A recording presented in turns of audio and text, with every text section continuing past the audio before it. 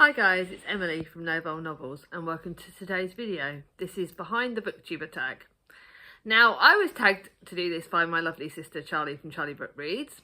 I will link her video with the prompts down below because, like always, I'm in pain, I'm tired. The idea of writing everything in the description box will knacker me out. So, I'm just going to flag this.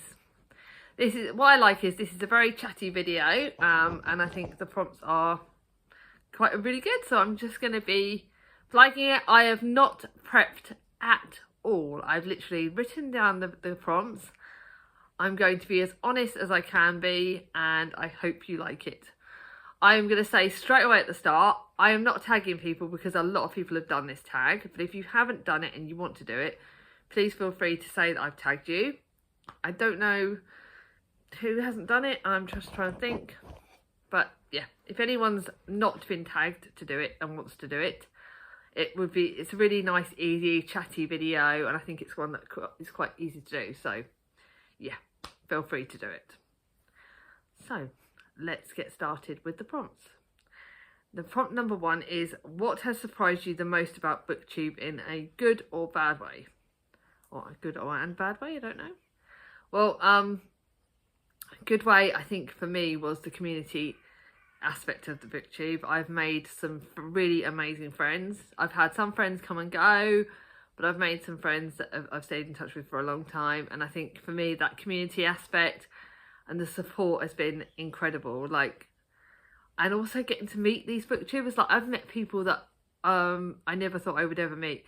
To me, I think probably one of my, I know it sounds really I don't want to be a fangirl, but meeting Katie from Books and Things was one of my biggest highlights because she's an amazing booktuber and such a lovely lady. Going to the London Booktube meetups where we met up with them twice, and we've got another one planned for next year. So meeting all these booktubers and expanding the community and making new friends has been absolutely incredible. I think for me that's been 100% my highlight. The waffle girls that I'm friends with, they're some of my best friends. I talk to them as much as I talk to my friends that I've met in person beforehand. So that's been definitely the good bit. I think probably the bad bit is that sometimes for me, there have been times where I felt that I should be reading things to impress other people, or for me, I think at one point I probably tried to be something I wasn't, and I think that was something that was harder. But yeah, in general, and obviously also yeah, that I just think that can sometimes be that I went through a stage where I was trying to read everything, and I put too much pressure on myself. I think that was the negative thing about Booktube, is that sometimes you can feel that you have to fit in with a group of people and you have to read a certain way, when actually it's okay just to be yourself. But I'll go into more on that in another prompt. Number 2, how do you balance reading and Booktube with the rest of your life? Well, you guys know my spiel. If you've been on my channel long enough, you know that I've got chronic pain. So for me, I read when I do some housework, and I read, and I do other bits, and I read, and my reading is my downtime. It's the time that I use when I need to be resting. I have set days where I will record. So I I record 2 videos a week in general. Sometimes I do 3 if it's wrap-ups and that. But standardly, I record 2 videos a week, and they're on the days where I'm quieter.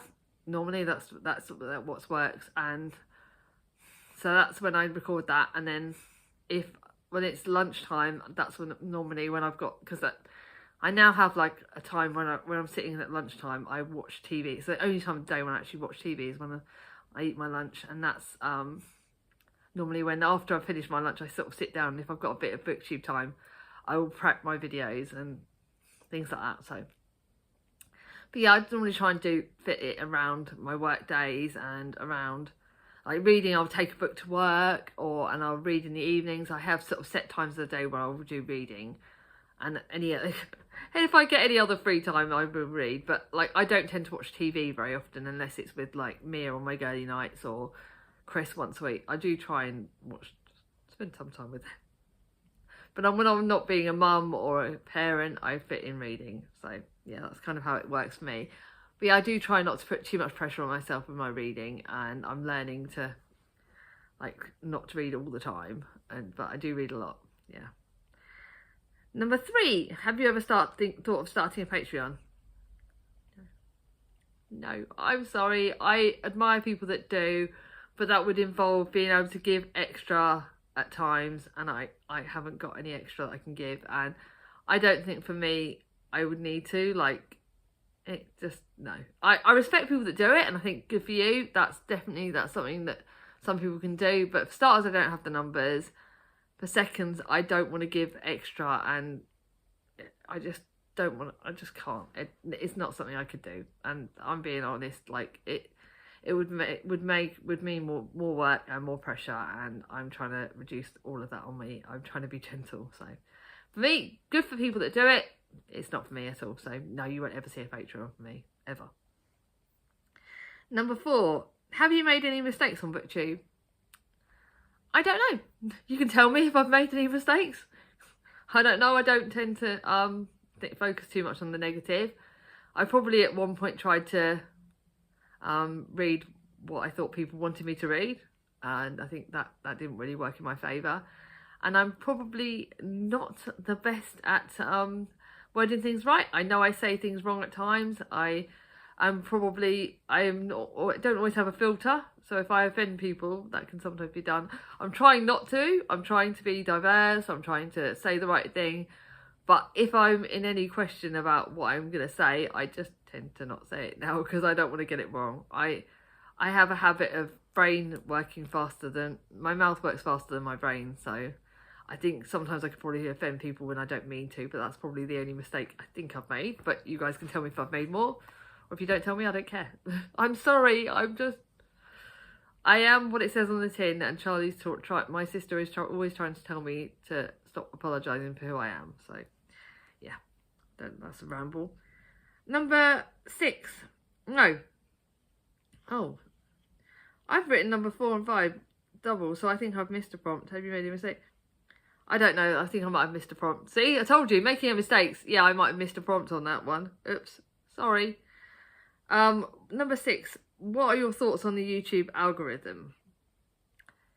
I try not to focus on it too much. I really do. I like the fact that my number of views are going up. I like sort of seeing what videos do well. I think for me, I'm trying to think on the positive again. I like to see what videos do well. But I know my gratitude journals don't do very well, but I enjoy making them. And I've got to learn that that's okay. That's not stressful. It is fun to see, like I said, what videos do well and what videos people like. But I try not to focus on the algorithm too much. I try not to do it. I don't know how to improve my views. I don't know how to improve my algorithm. But I do what I do because I enjoy it. That's why I do it. That's literally it. Number 7A, how do you decide what videos to make? Well, I obviously have certain standards every month. So my standards are my wrap-ups, my 2 wrap-ups. So wrap-up part 1, part 2. My TBR is one, and my book hauls are one. So they're the ones that are set every month. Every 3 months, I now do my seasonal books that I'm going to be reading seasonally, because they do get confused and they are quite fun. I also have my gratitude journal, and then I fit around that. So I have, if I've got room to fit a tag in, if someone wants to tag me in it, or if we've got like an event like Booktuber or Jane Austen July, we've got my one that I do at the end of the start of the year, my video that I like, the past and future readathon. So I have that. I have end of the year ones and seasonally ones and things that sort of come up. Sometimes I do non-fiction November, but I'm not really doing that this year. So I do tend to try and fit some readathons in if I can, and fit videos to match those readathons. If not, it's just a case of what do I feel like making. And something I've learned this month is that I keep changing my videos for next month. I keep changing it. So I just kind of decide. Sometimes people will give me ideas and I'll go with that. So yeah, it's just, I like planning, but I normally have them planned quite far ahead. I have, like, at the moment I've got November and December's videos all planned. I think December's videos, but November's certainly all planned. And December's starting to get planned, so it's mostly planned. I'm running out of time to do all these videos, so I think I'm going to end up having December probably have extra videos, so I don't know how that goes. And like 7B, are you overwhelmed with videos ideas? Like I just said, yeah, sometimes I am. Sometimes I have, like, certainly at the end of the year, trying to work out what books I'm planning for the next year, trying to work out how I can fit those videos in, how I can wrap up the year's videos, how I can fit in videos that aren't necessarily too much about going forward and too much about looking back. It's just, yeah, sometimes I do, and then I just have to prioritise which ones I really want to make, and I go with my gut instinct. If my gut instinct gets it wrong, c'est la vie, I can't beat myself up too much. Number 8, have you ever regretted posting a video? Not very often. Sometimes I think, did I do that right? Did I do a tag right? Did I do this right? Did I do it wrong? I don't know. There are obviously videos that look back, I go, oh, why did I do that? Like at the time when Harry Potter was still, you were able to read Harry Potter without being, you know, without the stigma about how J.K. Rowling's stupidity. I obviously got a Harry Potter video plan that I have had to privatise, so I've had to do that. And I did a video I probably had too many videos with my kids in, so I'm now trying to sort of step back and not have them in it as much. Obviously, we do pictures and stuff, but I'm now thinking about how they're going to feel about things. And I think put them first a bit more. But have I ever regretted them? I don't know. Apart from those ones, the Harry Potter kind of connections, and before I realised how stupid that woman is, that sort of things. But no, other than that, I don't really regret posting them. We all learn from that. It's a learning journey on Booktube. Some of my earlier videos, I'm a bit more embarrassed about what I sound like in them, but again, it's a learning curve. We are. 9A, are the numbers of views, subscribers meaning to you? Probably at times. Sometimes I look at the numbers and think, why am I not growing as fast as I should be? Why am I not getting as many views as I want to? But again, I'm trying not to let that get to me, because I'm doing Booktube for me, and it's something I do for fun. If it becomes stressful, then I think I need to focus less on that numbers. I know that other people get a lot more views than me, and I think what they do that's different. But then if I change me, then that's not going to help me. And I'm doing this for enjoyment and fun. If it becomes stressful, that's not good. So I'm trying not to focus on that too much. Are the numbers of views / subscribers a measurement of success? No. Success is what you make it. Am I still enjoying doing videos 5 years down the line, 4 or 5 years down the line? Yes. To me, that's a success. I've got my 1,000. That was always my goal, subscribers. I get views and people enjoy them. I get positive comments. So that's the success. I'm enjoying it. To me, success is what I enjoy, and I'm still enjoying doing it. That's what matters. Nothing else really matters. And people still like me for me. So that's success. I've got friends. That's success. And yeah, that's what matters. Not those numbers. It's number 10. Are you disappointed by the growth of your channel? Not disappointed. Do I wish I kind of had some more subscribers? Yes. But no, not really. Like, I'm still enjoying it. I've got the subscribers that I've got are amazing. Like, I am grateful for each and every one of you. You are all so amazing and so supportive. So to be honest, if I had less subscribers but they're all incredible and they all enjoy what they watch, that to me is more important than anything else. And like I said, I am truly grateful. I've got lots of amazing subscribers, lots of amazing friends on here, and that to me means more. I would rather, like in my life in general, I would rather have fewer friends that are incredible than loads of friends that I can't rely on. So I am grateful for each and every one of you subscribers. You are amazing. And I have time to focus on each and every one of your comments. I have time to do everything. That's what's incredible, and that's what I'm grateful for. So thank you, each and every one of you subscribers. You're all bloody lovely. I think you're all incredible. Number 11, have you ever thought of quitting Booktube? Yeah, there was a time. There was a time a while ago when I was in a low point, and I was, friendship groups were changing, and I thought maybe I need to get off this now because I'm not doing myself any good. So I just took a pause. I took a pause and left and didn't make videos for a month or two, and that was fine. And if I ever get to the point where again I need to just have a break, I think for me that having breaks helps. But I can't imagine my life without Booktube in it now. Like, it's part of my routine, and I love routine. So yeah, I'm grateful for it. I can't imagine my life without Booktube. Can't imagine my life not making videos and not recording myself, which sounds bloody insane and bloody stupid. But yeah, no, I can't really now. What are your most touching comments? I think for me, obviously I love that people comment about the books I read, and people comment about the style that I read, and I've recommended books to people, and it's been great to see me like encourage people with like to read authors that I know that I love, and I love spreading the love of the books. For me, probably my most touching comments are some of the ones I've made about my chronic pain and my chronic illness and my disabilities. I think the support I've had for those videos has just, it's been incredible. Like, some of the most comments have made me cry with just pure emotion, because I'm so grateful for all of you. And when my chronic pain's a bit at its worst, or the videos I've made, the ones that I've felt really raw at doing and felt very honest, have actually come across really well, and I've had really good views, and I've had really lovely comments and really supportive comments.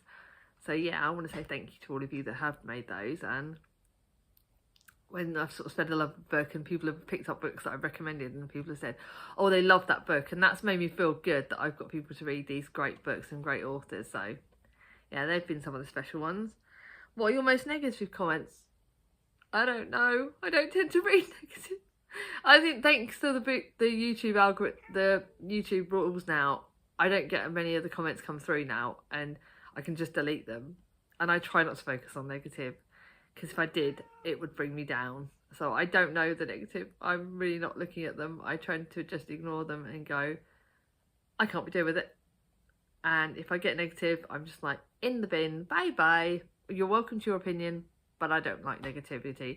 Like, I don't talk about DNS very often. I do not do negativity on here, because it will just bring me down and bring that down, and that's just not for me. So if you don't have anything nice to say, just, my rule is something my mum and my family, and something Charlie's very good at this.